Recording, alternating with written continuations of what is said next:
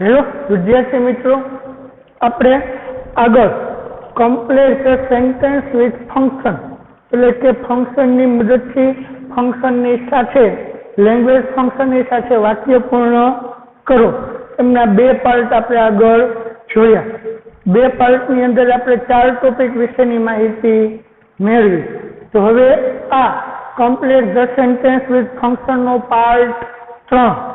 હવે પાર્ટ 3 ની અંદર આપણે જોશું કે talking about people, place, thing in relation two something. એટલે કે ટોકિંગ અબાઉટ એટલે ના સાથેની, ના વિશેની વાતચીત કરવી. તેના વિશેની તો કે પીપલ એટલે કોઈ લોકો, પ્લેસ એટલે સ્થળ, થિંગ એટલે કે કોઈ વસ્તુની, ઇન રિલેશન એટલે ની સાથે સંબંધ, ટુ સમથિંગ એટલે કંઈક વસ્તુ સાથે. તો ટૂંકમાં આપણને ટોપિકના નામ ઉપરથી ખ્યાલ આવે કે આ ટોપિક શું કહેવા માંગે છે, કે જે આ લેંગ્વેજ ફંક્શન એ ક્યારે વપરાય છે. તો કે જ્યારે કોઈ વ્યક્તિ, કોઈ સ્થળ કે કોઈ વસ્તુની બીજી કોઈ ચોક્કસ વ્યક્તિ, વસ્તુ કે સ્થળ સાથેનો સંબંધ રજૂ કરવામાં આવે. એટલે કોઈ વ્યક્તિની બીજી કોઈ વ્યક્તિ સાથે સંબંધ રજૂ કરવામાં આવે, કોઈ સ્થળનો બીજા કોઈ સ્થળ સાથે, વસ્તુનો બીજા કોઈ વસ્તુ સાથે સંબંધ રજૂ કરવાનો હોય ત્યારે આ લેંગ્વેજ ફંક્શન એટલે કે talking about people, place, things in relation two something વપરાય છે, તેમનો ઉપયોગ થાય છે. રેડી? તો એમનો ઉપયોગ કરવા માટે આપણે કયા ગ્રામરના ટોપિકનો ઉપયોગ કરી શકીએ? તો કે જે છે કે એક તો સચેસથી આપણે બનાવી શકીએ છીએ. કોઈ વસ્તુ કે વ્યક્તિની બીજી કોઈ વસ્તુ અથવા તો વ્યક્તિ સાથે આપણે કોઈ સંબંધ રજૂ કરવાનો હોય ત્યારે આ લેંગ્વેજ ફંક્શન વપરાય. તો એ લેંગ્વેજ ફંક્શન માટે આપણે કયા ગ્રામરના ટોપિકથી બનાવી શકીએ? તો કે એમાં તો એક સચેસથી આપણે વાક્યને બનાવી શકીએ. બીજું સેમ એઝથી આપણે બનાવી શકીએ. એનાથી બનાવી શકીએ તો સેમ એઝ. પછી તો આપણે એમને વાપરતા જોઈએ કે લાઈક, એ લાઈક, અનલાઈક, કે આવા શબ્દો આપણે વાક્યની અંદર મૂકી અને બનાવી શકીએ. લાઈક બરાબર અલાઈક, અનલાઈક, પછી સિમિલર ટુ, સિમિલર ટુ અથવા સિમિલર, કે પછી ડિફર્સ. આટલા શબ્દથી આપણે આ ફંક્શન બનાવી શકીએ છીએ. કેટલા શબ્દોથી, કેટલા વાક્યના પ્રકારથી? તો કે such as, the same as, like, a like, unlike, similar to કે ડિફોલ્ટથી આપણે એને બનાવી શકીએ છીએ. તો એમાં ખાસ આ બંને લાઈક, એ લાઈક તો આપણે વાક્યની અંદર છોડી શકીએ. લાઈક સચિન, લાઈક ટેબલ બરાબર અલાઈક મનોજ, તેવી રીતે આપણે ડાયરેક્ટ જ વાક્ય બનાવી શકીએ છીએ. એમાં તો વાક્ય રચનાની બહુ આપણે જરૂરિયાત ઊભી થતી નથી. પણ જ્યારે સેમ એઝ અથવા સચેસથી આપણે વાક્ય બનાવશું તો ત્યારે સેમ એઝ અથવા સચેસથી વાક્ય બનાવવા માટે આપણે ખાસ વાક્ય રચનાની જરૂર હોય છે. તો એ વાક્ય રચના શું છે? તો કે જેની અંદર આપણે પહેલા શું આવે? કર્તા. શું આવે? કર્તા, પછી ક્રિયાપદ. કોઈ પણ વાક્યની જેમ પહેલા કર્તા, પછી ક્રિયાપદ, પછી સચ, પછી એ અથવા એન, પછી નાઉન એટલે કોઈ પણ નામ જેમની સાથે આપણે સંબંધ દર્શાવવાનો છે તે, પછી એસ, પછી બીજો કર્તા અને બીજું ક્રિયાપદ. વિદ્યાર્થી મિત્રો, આ શું છે? સચ એઝની વાક્ય રચના. કેની છે? સચ એઝની. સચ એઝ એટલે કે ના છે. તો પેલા શું આવશે? કર્તા, ક્રિયાપદ, સચ, એ અથવા એન, પછી નાઉન, પછી એસ, પછી કર્તા પછી ક્રિયાપદ। દાખલા તરીકે આપણે એક ઉદાહરણ જોઈએ કે મનોજ બરાબર બોટ, BOUGHT। હવે આવું એક ઉદાહરણ આપણને આપેલું છે, મનોજ બોટ। તો પેલા અડધું વાક્ય છે એને આપણે સમજી લો। મનોજ બોટ, બોટ એટલે ખરીદવું, એટલે કે મનોજે ખરીદ્યું હતું, બરાબર। તો હવે આપણે શું કરવાનું છે, પેલા તો એક નાઉન મૂકવાનું છે, બરાબર। એટલે શું ખરીદ્યું એ નાઉન આપણે મૂકશું, નામ કોઈ પણ વસ્તુનું શું કરશું, નાઉન જોશે વાક્ય રચના પ્રમાણે સંપૂર્ણ કરવા માટે। એટલે એક નાઉન લઈ લ્યો, મનોજે ખરીદ્યું, કોઈ વસ્તુ ઉપાડી લ્યો, મનોજે પેન ખરીદ્યું, શું ખરીદ્યું, પેન, એટલે આપણે નાઉન મળી ગયું। પછી હવે ક્રિયાપદ વાળું વાક્ય, તો એમાં બીજા સાથે સંબંધ દર્શાવતું હોય એવું વાક્ય ગુજરાતીમાં બનાવી લ્યો। તો આપણે એવું કહી શકીએ કે તારી પાસે છે તેવી એક મનોજે પેન ખરીદી। સમજાઈ ગયું વિદ્યાર્થી મિત્રો કે તારી પાસે છે તેવી મનોજે એક પેન ખરીદી। તો આખું વાક્ય બની ગયું। હવે એને અંગ્રેજીની અંદર કન્વર્ટ કરો, પેલા કરતા મનોજ, હવે ક્રિયાપદ એટલે બોટ, હવે સચ, બરાબર। હવે મનોજે પેન ખરીદી, એ અથવા એન, નાઉન આપણે પેન લેશું એટલે અહીંયા શું આવશે, એ, નાઉન આપણે પેન લેશું એટલે એ, બરાબર। અ પેન, પછી એ, તારી પાસે છે એટલે યુ હેવ, થઈ ગયો સંબંધ। તારી પાસે છે તેવી એક પેન મનોજે ખરીદી હતી। સમજાઈ ગઈ આ ટૂંકમાં સચ એઝની વાક્ય રચના। હવે આપણે જોઈએ સેમ એઝની વાક્ય રચના। તેની જોશું સેમ એઝની। તો એમાં પણ પેલા શું કરશે, કરતા શું આવશે, એમાં પણ પેલા કરતા, પછી ક્રિયાપદ, પછી ક્રિયાપદ, પછી ધ, સેમ, કરતા, ક્રિયાપદ, પછી ધ સેમ, પછી નાઉન કોના જેવો જ, પેલા કરતા, પછી ક્રિયાપદ। હવે સચ હોય એટલે એની હારે આર્ટિકલ એ અથવા એન આવે, જ્યારે ધ સેમ હોય તો એની સાથે આર્ટિકલ ધ વપરાય, બરાબર। પછી ઓમાં નાઉન, તો આમાં પણ નાઉન, પછી કરતા, પછી ક્રિયાપદ અથવા તો બાકીનું વાક્ય। તો હવે આ જ વસ્તુને આપણે બનાવીએ, બરાબર। તો શું થશે, આપણને આપેલું હોય મનોજ હેસ, આવું આપણને ક્રિયાપદ આપેલું છે, શું, મનોજ હેસ, એટલે મનોજ પાસે છે।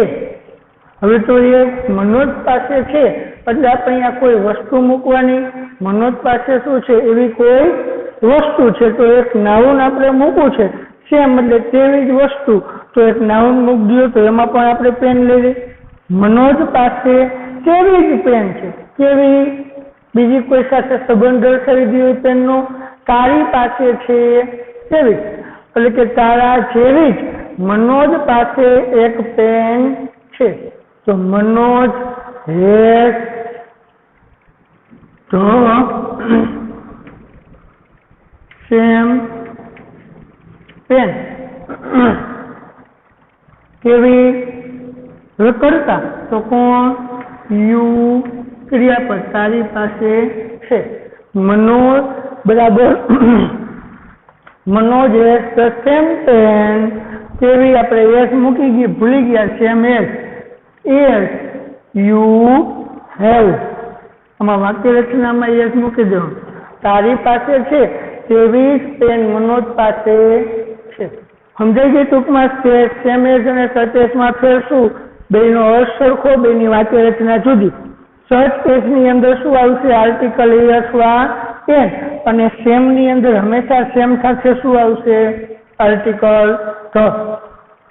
હવે સચ એઝ નું ફરી પાછું જોઈએ. પેલા કર્તા, પછી ક્રિયાપદ, પછી સચ, પછી એસવાયએન, પછી નાઉન, પછી એસ, કર્તા અને ક્રિયાપદ.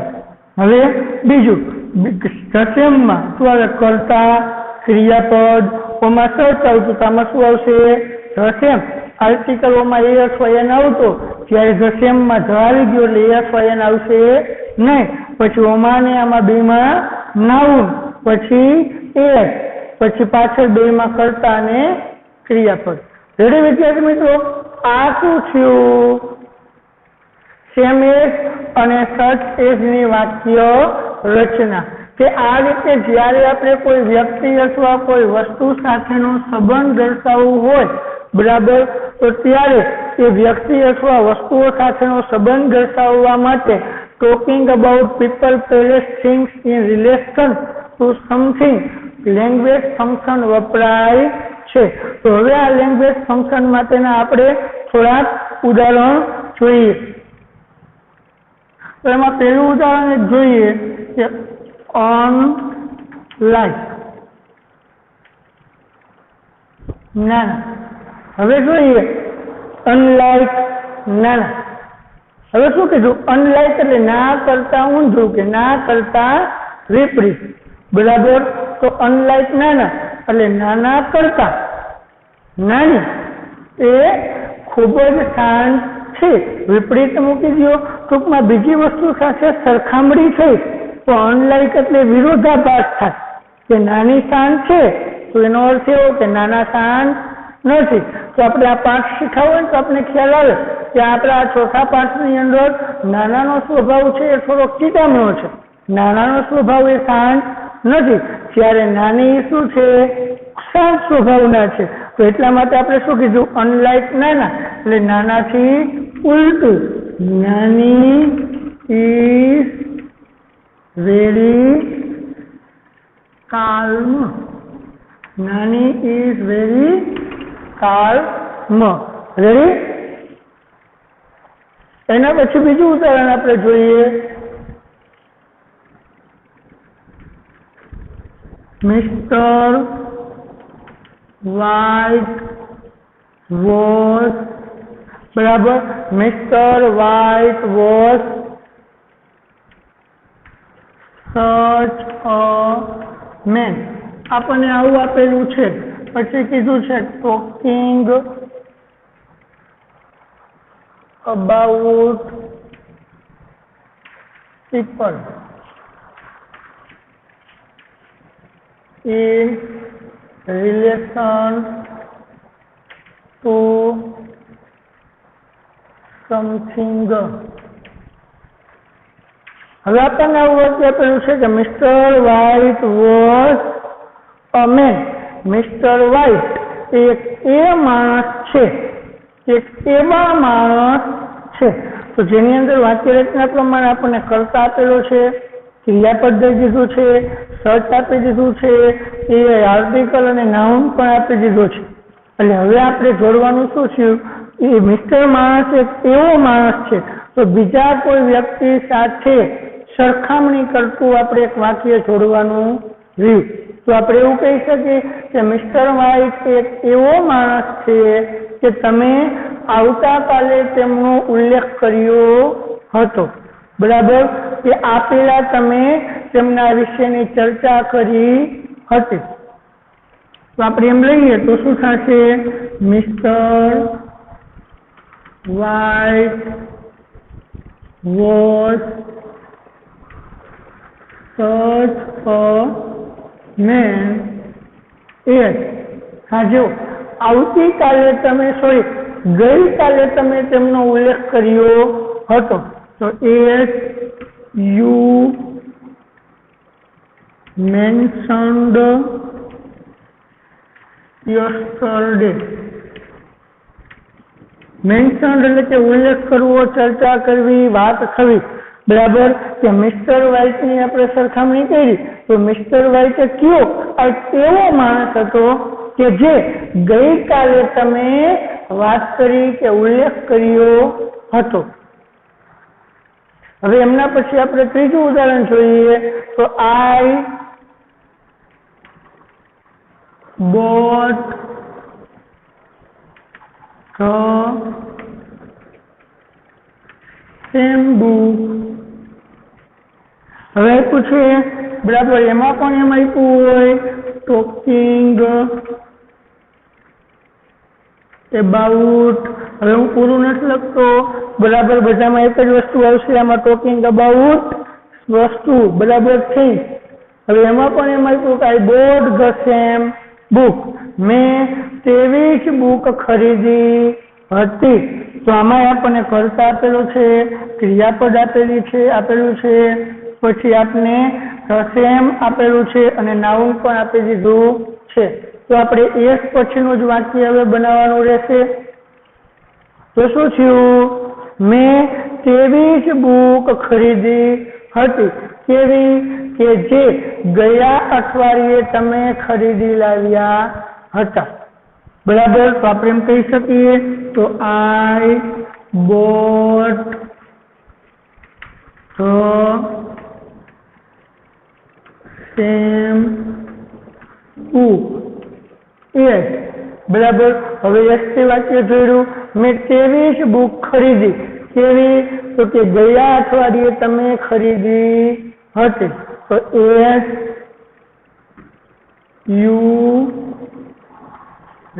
You bought last week.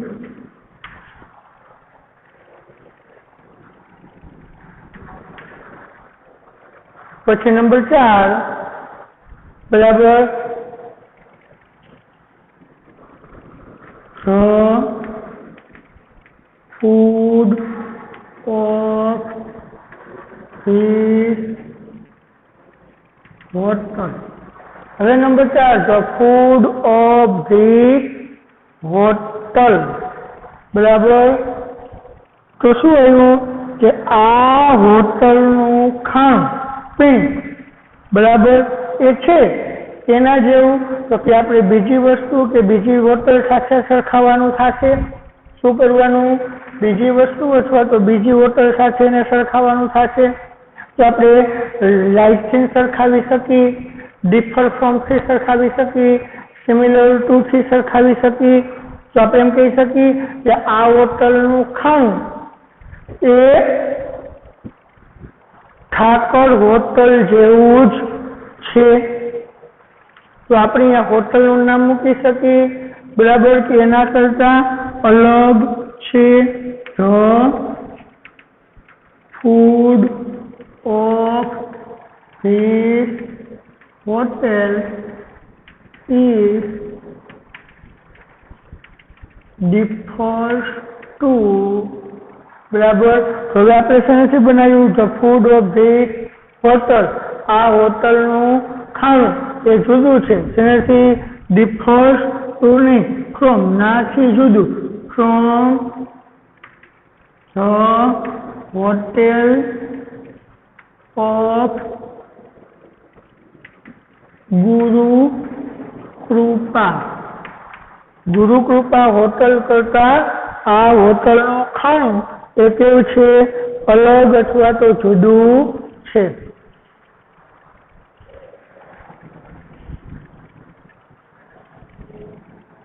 એના પછી ક્વોલિટી. બરાબર, ક્વોલિટી એટલે કે ગુણવત્તા.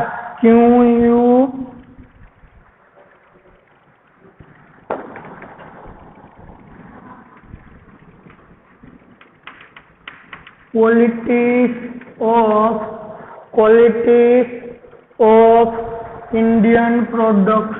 of Indian products. Qualities of Indian products different from the differs from. હવે શું આવ્યું? The quality of Indian products differs સુધી આપણે આપી દીધું છે. એટલે કે ભારતીય પ્રોડક્ટ્સની ગુણવત્તા એ અલગ છે તેના કરતા